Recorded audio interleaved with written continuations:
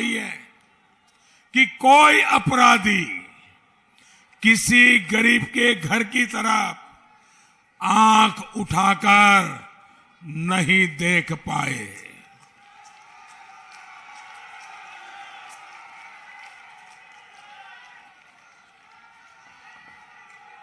Drone से गांव-गांव mapping कराकर घरौनी देने का काम तेजी से चल रहा है।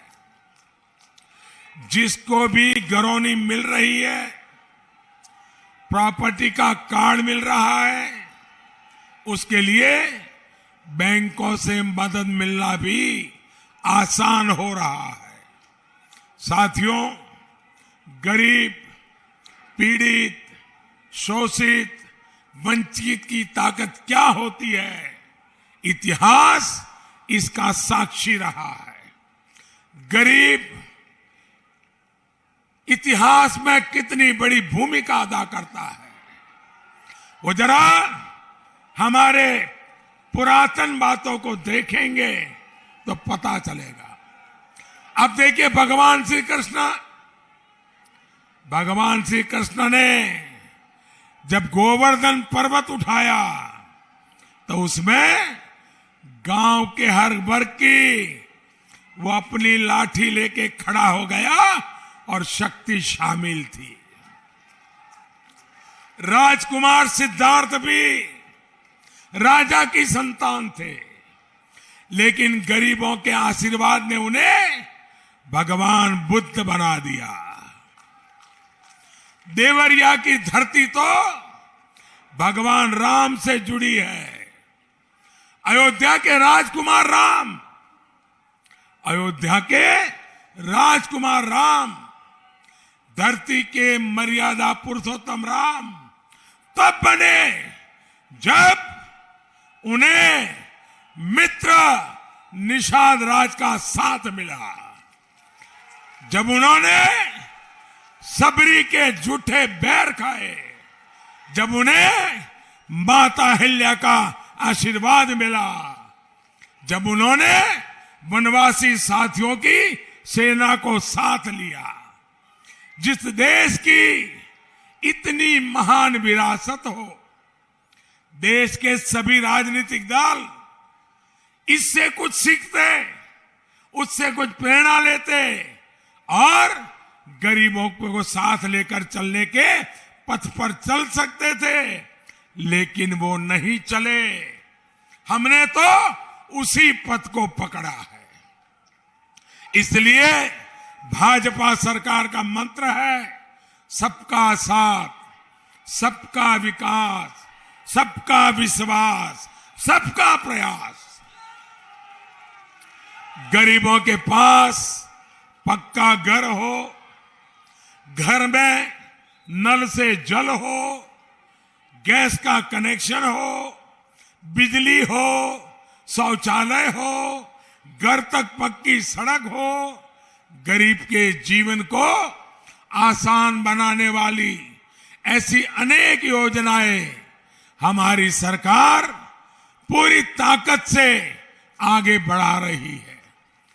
जाति धर्म से ऊपर उठकर बढ़ाया है सम्मान, सबसे पहले गरीब कल्याण, यही हमारी प्राथमिकता रही है।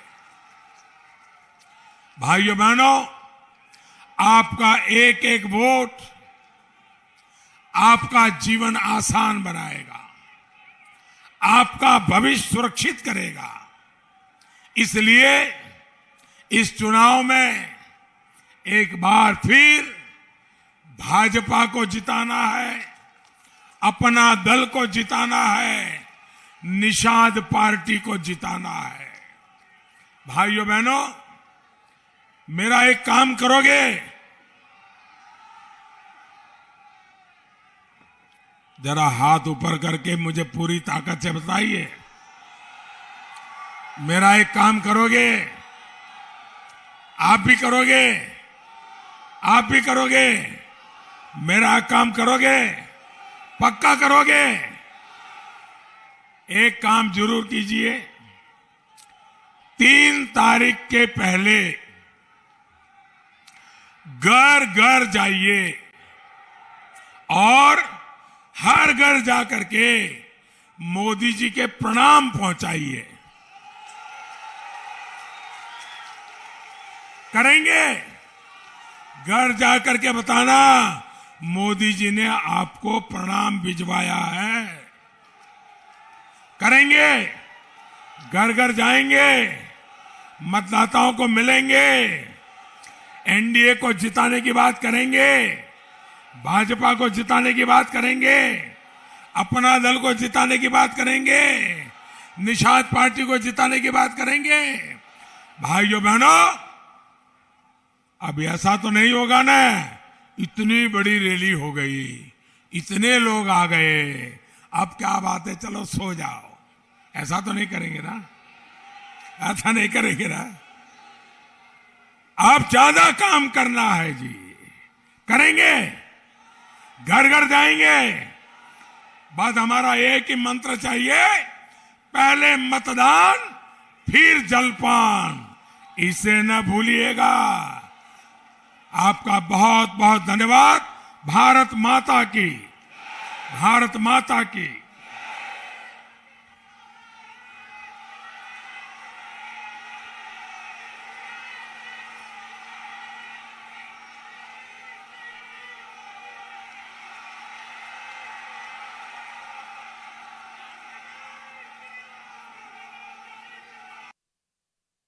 के गड़गड़ाहट के साथ करतल ध्वनि के साथ स्वागत करेंगे।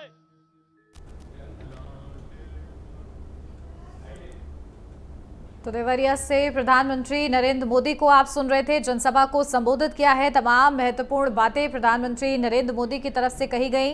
परिवारवादियों ने विकास का पैसा खाया, परिवारवादी गुंडई को ताकत देते हैं।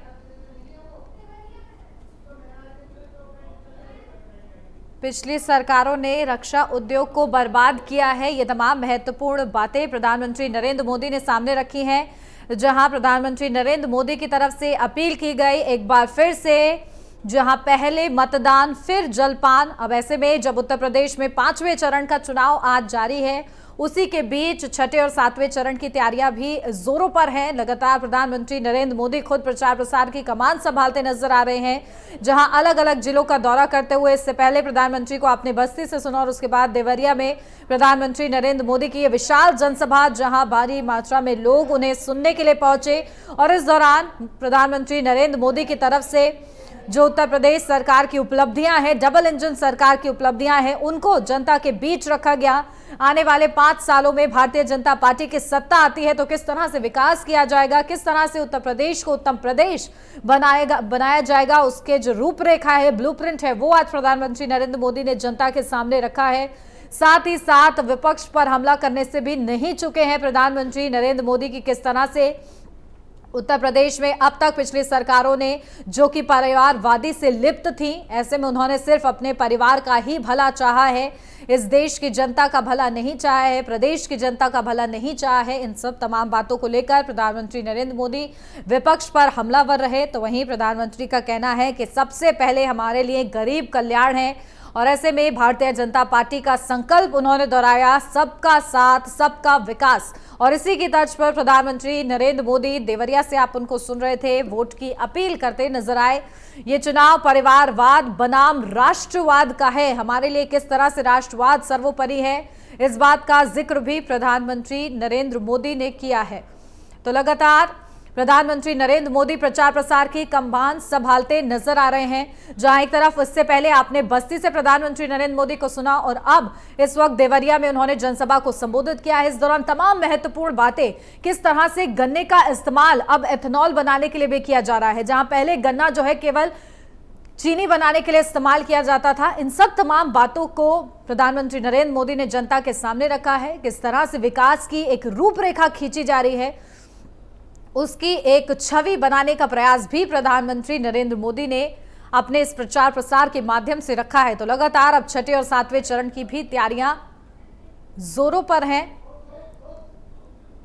जहां लगातार किस तरह से अब छठे और 7वें चरण का प्रदर्शन करना है, उसकी तैयारियां अब अपने चरम पर नजर आ रही हैं। जहां खुद प्रधानमंत्री नरेंद्र मोदी ताबड़तोड़ जिलों का दौरा कर रहे हैं, रैलियां कर रहे हैं, प्रचार प्रसार कर रहे हैं, जनसभा को संबोधित कर रहे हैं और इस दौरान विपक्ष पर कड़ा प्रहार भी प्रधानमंत्री नरेंद्र मोदी करते नजर आ रहे हैं। तो परिवारवादी गुंडई को ताकत देते थे, देश आत्मनिर्भर होगा तो हर व्यक्ति को लाभ मिलेगा। पिछली सरकारों ने रक्षा उद्योग को बर्बाद कर दिया है, बड़ा आरोप प्रधानमंत्री नरेंद्र मोदी की तरफ से विपक्ष पर। यह चुनाव परिवारवाद बनाम राष्ट्रवाद का है। परिवारवादियों ने इस देश का पैसा खाया है, गुंडई को ताकत देते थे। अब देश आत्मनिर्भर होगा तो हर व्यक्ति को लाभ मिलेगा और ऐसे में अब समय आ गया है आत्मनिर्भर बनने का। इस पर खास तौर से प्रधानमंत्री नरेंद्र मोदी का फोकस रहा और इसी की अपील भी प्रधानमंत्री नरेंद्र मोदी की तरफ से की गई है। तो वहीं यूपी विधानसभा चुनाव के 5वें चरण में दोपहर 1 बजे तक की आपको वोटिंग परसेंटेज से अब अवगत करा देते हैं, जहां 34.8